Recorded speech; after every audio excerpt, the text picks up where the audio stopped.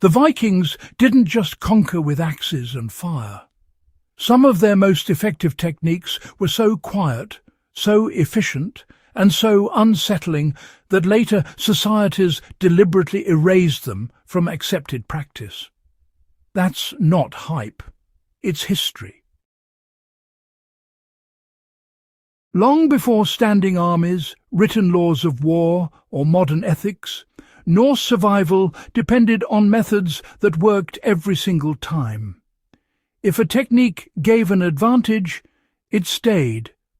If it broke an enemy without noise, witnesses, or open battle, it became valuable. And when the modern world finally formed rules around warfare and survival, many of these methods crossed a line and were quietly pushed into the shadows. Here's where it gets interesting. These techniques weren't banned because they failed. They were banned because they worked too well. Silent movement as a weapon. Viking raids are usually shown as loud, chaotic affairs. The reality was often the opposite. Many Norse attacks began in near silence, using movement discipline that modern militaries would recognize instantly.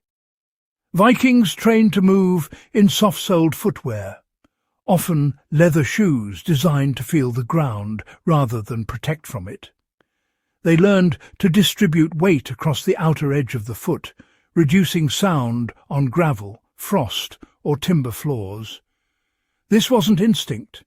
It was trained behavior, passed down in raiding cultures where surprise meant survival.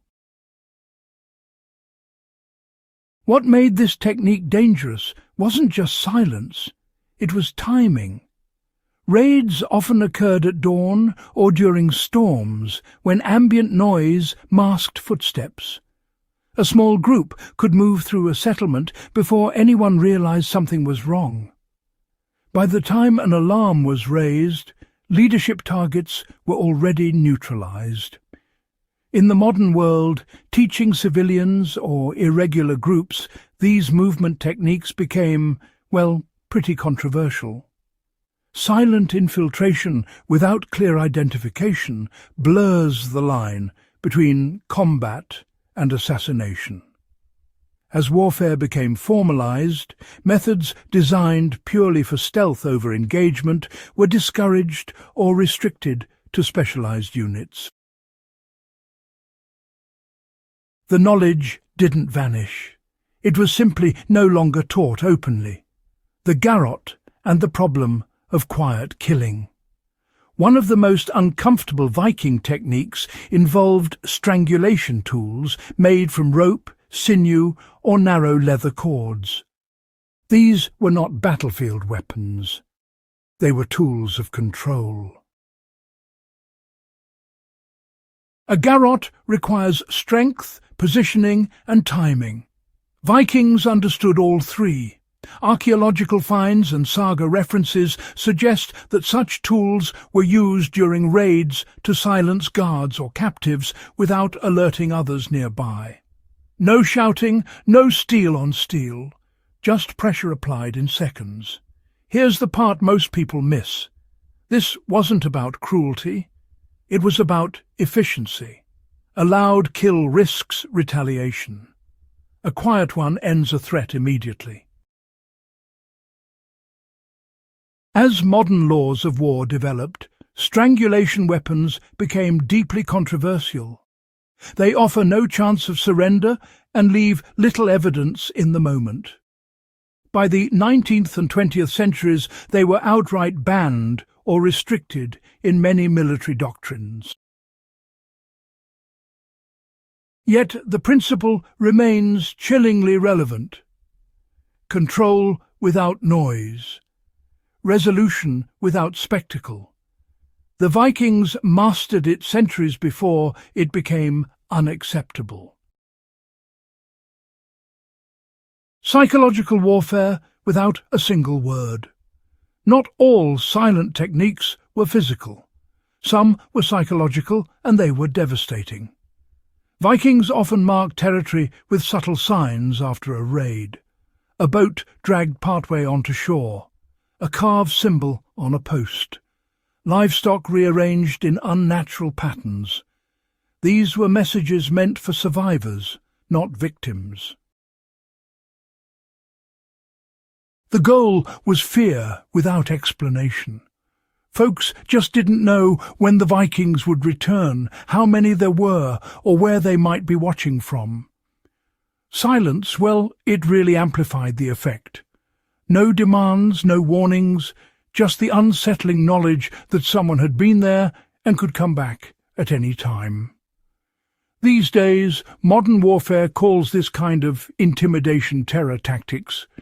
The intention wasn't to defeat an army, but, to break a population's will.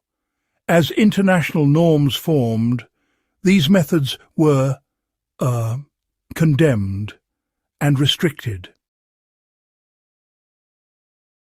But from a survival standpoint, the logic is honestly, brutally clear. If fear prevents resistance, then fewer resources are wasted, and fewer lives are risked on both sides. Silent traps built for human targets.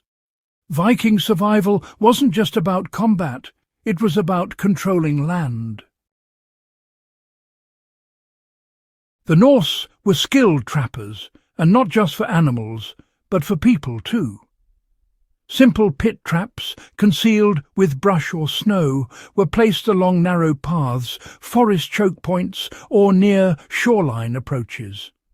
Some were shallow enough to injure rather than kill. Others, well, they were designed to immobilize completely. These traps made no sound, no warning, no visible sign until it was too late. In a modern context, such indiscriminate traps are heavily regulated or banned outright. They don't distinguish between combatant and non-combatant. They persist long after a conflict ends. That's why, international conventions now prohibit many forms of concealed human traps. For the Vikings, though, these devices were survival tools. They bought time, they delayed pursuit, they turned familiar terrain into an ally. There's a lesson here that still applies, even today. Knowing how to shape an environment matters more than raw strength. Fire without flames. Fire is loud, smoke is visible. Vikings found ways around that. They used slow-burning materials like damp moss, animal fat and peat to create heat sources that produced minimal light and reduced smoke. These were used for night cooking, tool repair, or warmth during hidden movement. This wasn't just clever, it was necessary. A visible flame on a dark coastline could give away a position instantly. Modern survival manuals still teach versions of this technique, but its original application in stealth movement and covert encampment raised concerns once warfare became regulated. Concealed fire use in hostile territory became associated with sabotage and infiltration rather than survival. The method itself isn't banned, the context is, and that distinction matters. The quiet disposal of evidence. One of the least discussed Viking practices involved what happened after an encounter. Bodies, broken weapons and signs of struggle were often removed or concealed, not out of ritual, but strategy. A missing guard causes confusion. A dead guard raises alarms. This practice reduced retaliation and delayed organized response. It also created myths.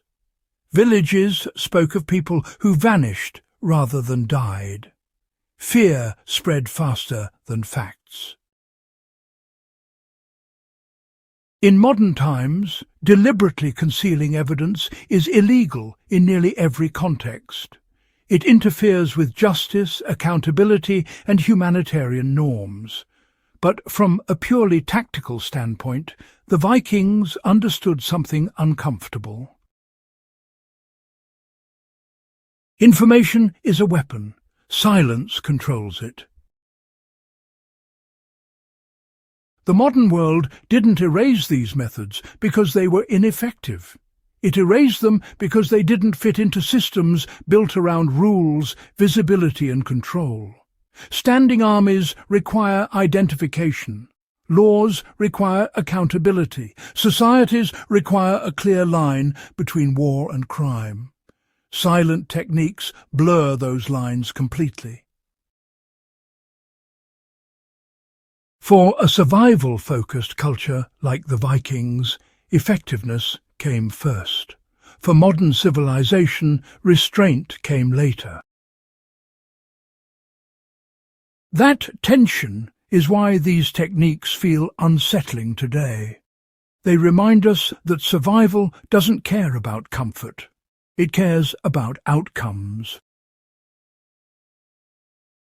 Here's the important takeaway. You don't need to replicate these techniques to learn from them. The Viking mindset prioritized awareness, environment, and efficiency. Move quietly. Control fear. Use terrain. Avoid unnecessary confrontation. Preserve energy. End threats decisively when required.